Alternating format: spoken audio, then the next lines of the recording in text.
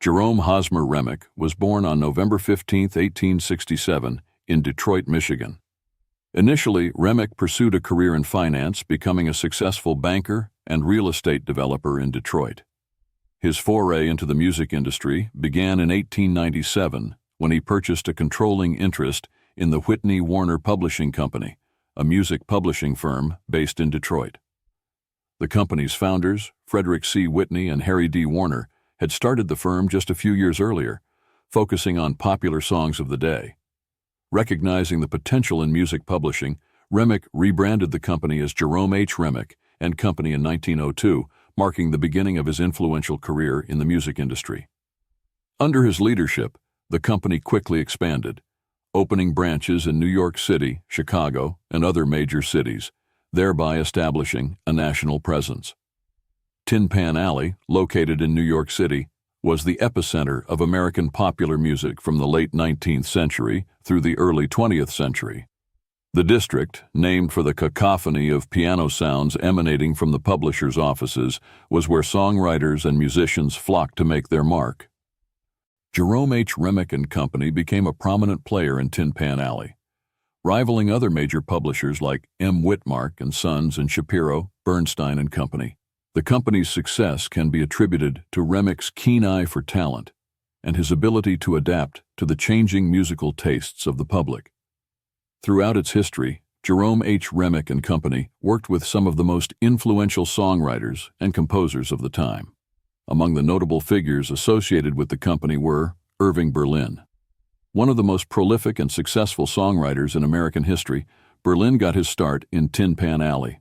Jerome H. Remick and Company published some of his early hits, helping to launch his illustrious career. Berlin's association with Remick was crucial in establishing the company's reputation for recognizing and nurturing talent. George Gershwin. Before becoming a household name, Gershwin worked as a song plugger for Jerome H. Remick and Company, playing and promoting the company's songs in department stores and theaters.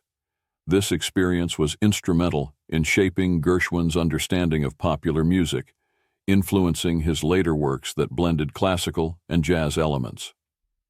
Harry Warren. A composer known for his contributions to Hollywood musicals, Warren wrote several songs published by Jerome H. Remick and Company during the 1920s. His work for the company helped establish him as one of the most important songwriters of the era. Maurice Ravel.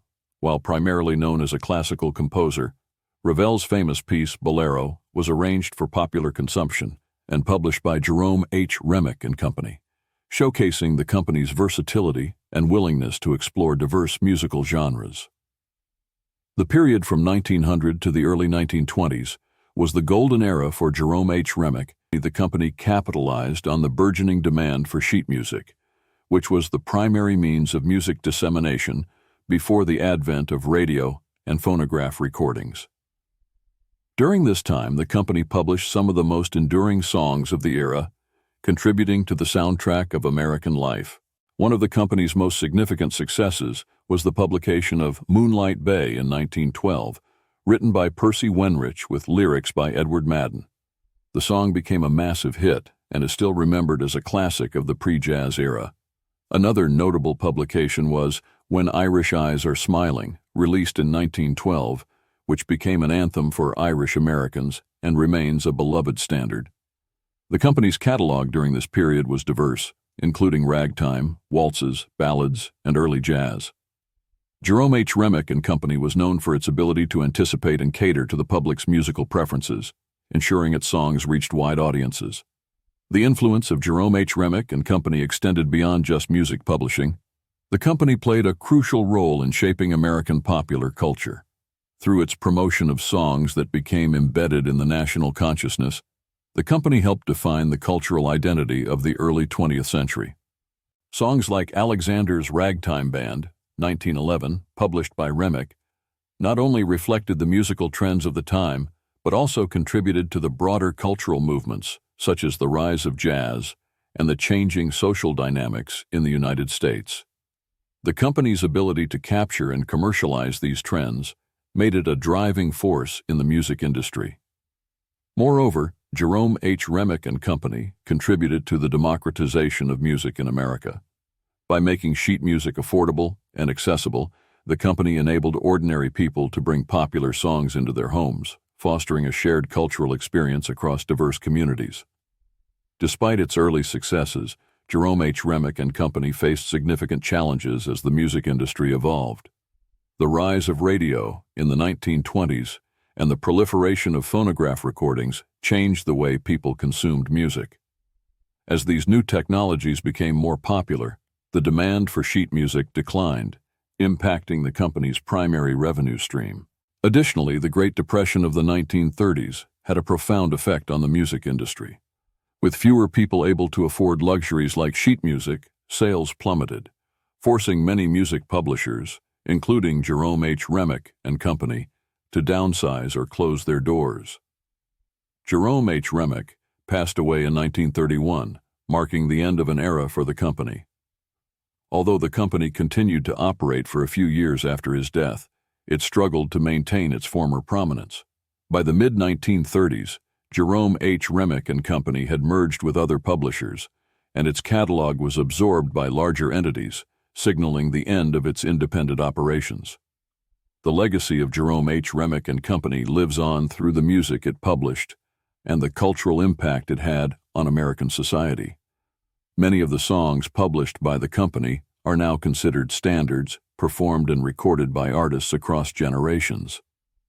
The company's role in the development of Tin Pan Alley and its influence on the careers of some of the greatest American songwriters cannot be overstated.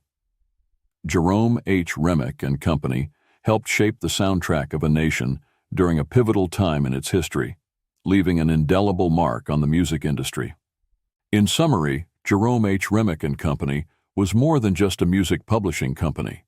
It was a cultural institution that played a central role in the development of American popular music. From its origins in Detroit to its heyday in Tin Pan Alley, the company contributed to the creation and dissemination of music that defined an era. Although the company eventually succumbed to the changing tides of the music industry, its legacy endures through the timeless songs it brought to life.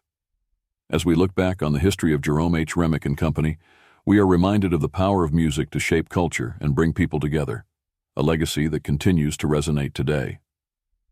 Thank you for listening.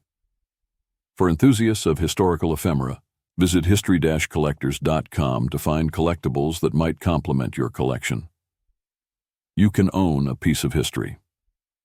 Before you go, a simple way to support the efforts of this channel is to like, subscribe, comment, and share.